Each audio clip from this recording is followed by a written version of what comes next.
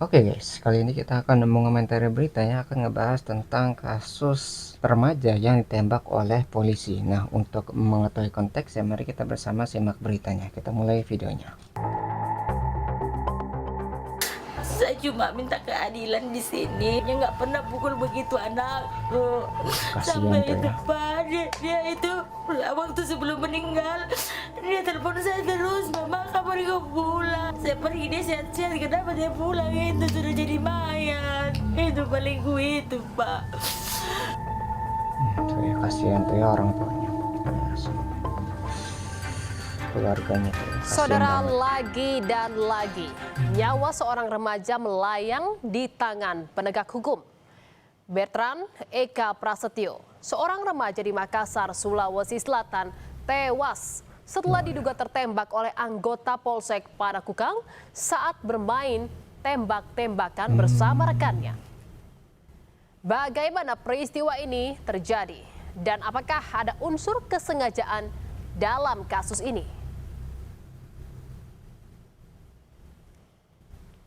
Kejadian ini bermula saat Bertrand dan sejumlah rekannya bermain perang-perangan menggunakan senjata mainan, yakni senapan Omega di Jalan Todopuli pada Minggu pagi. Terlihat Bertrand bersama temannya atau rekan-rekannya bermain menggunakan senapan Omega hingga ke tengah jalan. Aksi Bertrand dan teman-temannya ini sampai membuat sejumlah pengendara terhenti.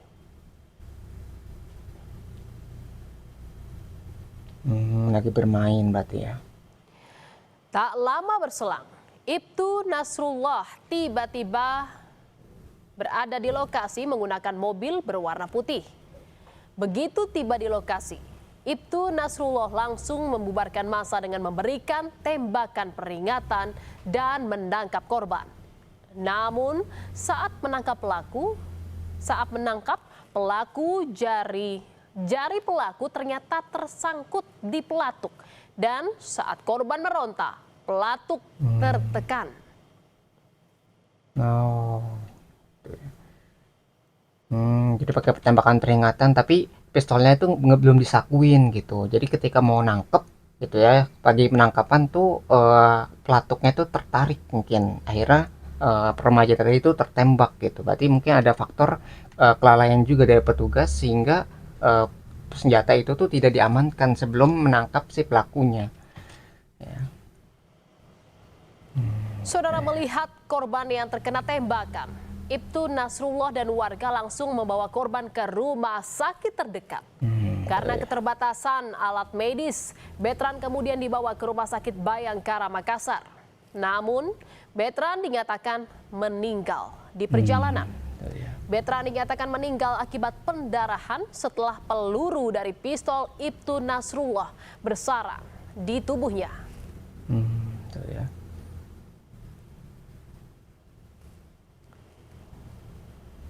Kabar meninggalnya Bertrand menjadi duka mendalam bagi keluarga, utamanya sang ibu, saudara. Bagaimana tidak, Bertrand meninggal saat ibunya berada di Jakarta. Perasaan sang ibu pun semakin berkecamuk. Selain mendapati sang anak meninggal diduga tertembak, ternyata sang ibu mendapati adanya luka memar di tubuh Bertrand. Masih itu Pak, saya lihat anakku itu mukanya itu bengkak semua anakku. Terus itu di belakangnya itu, di kepalanya itu darah. Jadi saya bilang, kenapa anakku bisa begini? Saya bilang, terus kecil anakku umur 18 tahun. Kenapa harus pakai pistol? Di piting aja itu anakku sudah tidak berdaya. Saya bilang begitu. Ini kan bukan itu, anakku bukan teroris, bukan rampok. Kenapa sampai segitu-gitunya anakku dibikin? Baru ternyata yang saya lihat itu kan saya tidak berani Pak buka itu videonya anakku. Yang saya dengar-dengar orang, anakku katanya diseret-seret. Katanya diseret, dipukul. Ya. Jadi kayak penggunaan senjata untuk warga sipil gitu kan, itu kayaknya sangat berlebihan sekali karena ini bukan nangkep penjahat gitu, karena warga sipil kan tidak memiliki senjata untuk melawan balik. Misalnya kalau penjahat nih punya golok ataupun punya senjata rakitan, nah itu wajar digunakan karena kan polisi untuk mengamankan. Kalau polisi itu tidak memiliki atau mempunyai senjata untuk melawan balik, maka keadilan atau ketentraman itu tidak bisa ditegakkan gitu. Jadi pistol itu emang bisa digunakan untuk menangkap misalnya kriminal yang sangat berbahaya gitu. Daripada kabur gitu kan, biasanya diarahkan ke bagian kakinya supaya dia tidak bisa lari gitu kan dari kejaran polisi. Itu apalagi yang udah gembong kayak narkoba gitu kan, yang berbahaya gitu, itu emang harus menggunakan kekuatan yang cukup. Tapi kalau misalnya ini warga sipil gitu ya, itu kayak tidak diperlukan gitu senjata api untuk menangani kasus seperti ini. Hanya keluarga yang berduka, tetangga sekitar rumah juga merasakan duka dan kehilangan Betran. Rita, tetangga Betran, menceritakan sosok Betran yang dikenal baik dan mudah bergaul. Selain itu, Betran juga tak segan-segan membantu jika ia sedang dilanda masalah.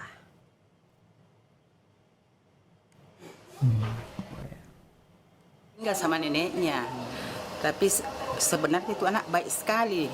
Kalau dari mata saya yang sehari-hari kita lihat memang baru tidak pernah ada yang suruh apa, tidak pernah dia menolak. Nah, itu yang anunya dia. Makanya semua ini yang tetangga di sini sudah tahu memang.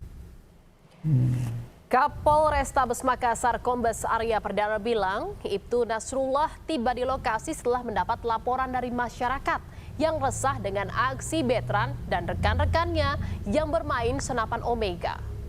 Ibtu Nasrullah kemudian langsung membubarkan massa. Dan saat menangkap dan memegang korban, Ibtu Nasrullah sambil memegang pistol setelah sempat memberikan tembakan peringatan. Saat korban berontak dan mencoba melarikan diri dari genggaman Ibtu Nasrullah, tiba-tiba pistol yang dipegang Ibtu Nasrullah meletus secara tidak sengaja dan peluru mengenai tubuh korban.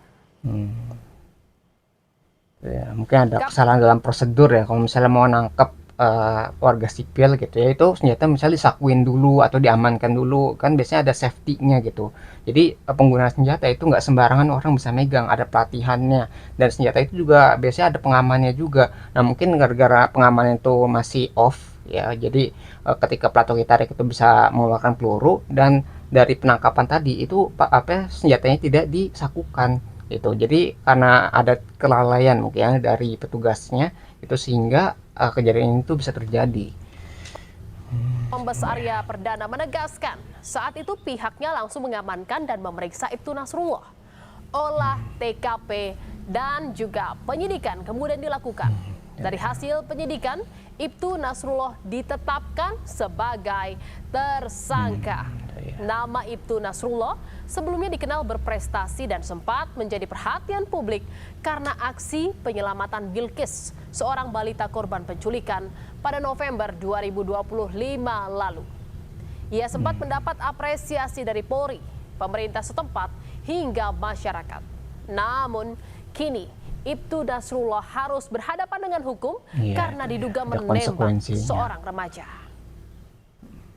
Untuk membuat otopsi, kami melakukan olah TKP dan penyidikan langsung dimulai pada saat itu juga.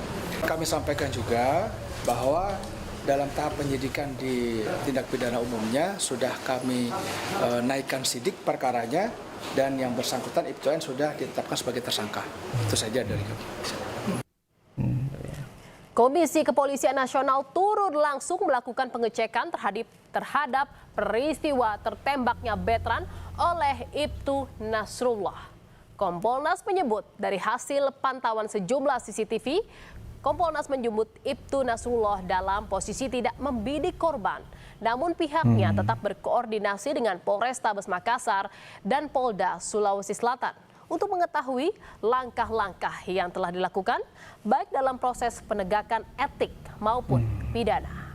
Jadi emang mungkin dari kepolisian emang nggak ada niatan untuk menembak orang tadi gitu. Jadi gara-gara ketidakamanan dalam prosedur pemegangan senjata itu yang menyebabkan senjatanya itu bisa menembak dalam jarak dekat. Dan bayangkan itu kan jarak dekat, berarti kan energi yang dikeluarkan dari peluru itu tuh sangat besar gitu. Jadi kalau misalnya jarak jauh aja bisa mematikan gitu ya, apalagi ini jarak dekat gitu ya. Jadi jaraknya mungkin nggak sampai 1 meter, dan itu bisa menyebabkan pendarahan yang hebat. Jadi peluru tuh nggak cuma menembus, tapi dia juga ada energinya gitu kan. Energi peluru itu kalau misalnya dalam tubuh itu bisa apa ya, menyebabkan pendarahan tadi. Kalau udah pendarahan gitu ya, udah apalagi masih remaja gitu kan.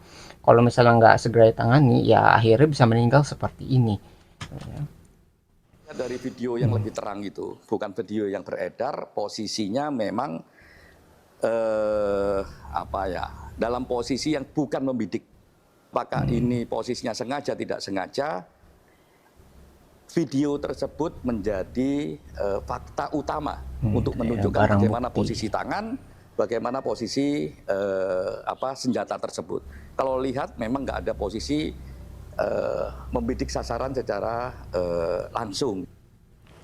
Karo Penmas Humas Polri Brigjen Truno Yudo menjelaskan pelaku penembakan sudah ditetapkan sebagai tersangka dan proses penahanan oleh Polresta Makassar.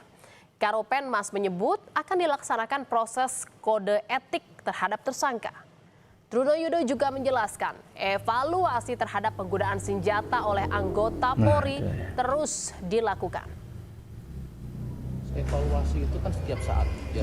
Setiap langkah-langkah dalam kegiatan operasional maupun pembinaan kepolisian itu ada yang namanya analisa dan evaluasi. Baik itu sebelum pada saat proses perencanaan menganalisa dan mengevaluasi pada program kegiatan sebelumnya, kemudian pada saat melaksanakan sampai dengan pasca kegiatan. Jadi kegiatan evaluasi ini kan terus dilakukan. Di situ ada fungsi yang bersifat pengawasan secara manajemen, juga ada yang selaku pembina fungsi teknis dan juga dalam hal-hal yang bersifat administratif. Nah, tentunya langkah-langkah kepolisian terus melakukan evaluasi setiap semua kegiatan seperti itu. Saudara, keluarga terpukul atas kepergian Betran. Sang ibu tak kuasa meneteskan air mata. Ia berharap pelaku dihukum seberat-beratnya. Keadilan di sini, makanya saya bilang minta tolong bantu wartawan semua yang ini bisa bantu saya supaya pelaku anakku itu bisa dihukum seberat-beratnya sesuai apa yang ini. Saya saja ibunya nggak pernah pukul begitu anakku. Jadi emang apa yang namakan polisi itu pekerjaan kayak yang menangani dengan kejahatan gitu ya, tentang menertibkan dan mengamankan itu emang memiliki tanggung jawab yang besar gitu, apalagi di apa ya, setelah diserahkan senjata tadi, karena senjata itu nggak cuma kekuatan tapi ada tanggung jawab di sana gitu. Jadi cara megangnya, cara menggunakannya sampai mengoperasikannya juga itu ada pelatihannya. Jadi nggak orang sembarangan tuh ya dapat senjata langsung bisa dipakai, tapi pelatihannya pasti ada. Nah, dengan pelatihan tadi itu muncul tanggung jawab seharusnya. Jadi kalau misalnya menggunakan senjata itu harus dipikirkan, jangan sampai kejadian seperti itu terjadi. Karena ya kalau misalnya udah nggak sengaja ataupun sengaja gitu ya, udah jatuh korban gitu, dan korban ini mungkin nggak seharusnya mendapatkan perlakuan seperti itu. Misalnya tadi emang remajanya salah gitu ya, membuat keonaran gitu di jalan raya yang akhirnya berbahaya kan, karena anak-anak udah jalan di udah bermain di sana gitu ya, banyak kendaraan. Kalau misalnya kendaraan itu nggak mampu merespon kan bisa jadi kecelakaan. Nah, itu mungkin menjadi catatan gitu ya, kesalahan dari remaja tadi. Tapi dari kepolisiannya juga gitu untuk menangani kasus seperti ini itu tidak harusnya menggunakan senjata itu, karena itu udah sangat berlebihan dan akhirnya bisa menimbulkan korban jiwa gitu ya. Jadi mungkin tujuannya memang untuk membubarkan awalnya, tapi karena tidak ada keamanan atau adanya kelalaian dari kepolisian untuk penggunaan senjata tadi hingga bisa menimbulkan tewasnya remaja yang harusnya bisa ditertibkan gitu ya secara lebih damai gitu, mungkin diperingatkan ataupun dikasih tahu orang tuanya sehingga bisa bermain di tempat yang lebih aman gitu ya. Jadi jangan sampai korban jiwa berjatuhan lagi gara-gara kesalahan dalam prosedur penggunaan senjata. Nah, mungkin yang bisa kita pelajari dari berita ini, kalau kalian tertarik dengan sumber beritanya yang sudah saya cantumkan di deskripsi video. Mungkin sekian yang bisa saya sampaikan, semoga videonya bisa bermanfaat. Kurang lebih yang mohon maaf, kita ketemu lagi di pembahasan selanjutnya, insyaallah.